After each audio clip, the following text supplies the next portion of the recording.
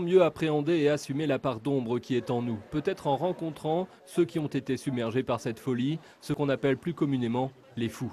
Le centre médico-psychologique de Morsan ouvre aujourd'hui ses portes dans ce but, partager un moment de douce folie artistique. L'art permet quand même de pouvoir s'approcher d'une façon qui soit la nôtre, propre, de ce qu'on aime, de notre univers, de ce qui nous plaît. Donc je pense que c'est important pour tout le monde, mais c'est sûr que pour des personnes qui parfois peuvent se retrouver un peu mises à l'écart, c'est aussi un moyen de pouvoir, je pense, entrer en communication avec l'autre différemment. On a tous nos propres zones d'ombre, nos zones de folie, et qu'il y en a certains qui sont un peu plus malades de leur folie que d'autres. Habitués à canaliser leur part d'obscurité, les artistes présents s'interrogeaient sur ce qui est fou, ce qui est normal et sur la manière de vivre avec sa folie.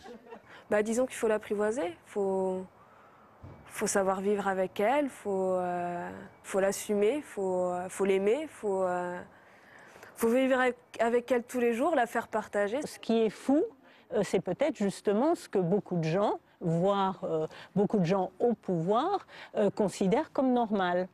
Par exemple, il fut un temps où les enfants travaillaient, personne semblait considérer que c'était fou. C'est une question qui est au centre de notre métier, celui de la folie, dans la mesure où on n'est pas dans la norme, c'est pas un métier de norme sociale, puisqu'on explore la liberté, les chemins de la liberté, donc jusqu'où va cette liberté en tant qu'artiste, et comment on doit s'auto-contrôler et rester dans la société pour autant.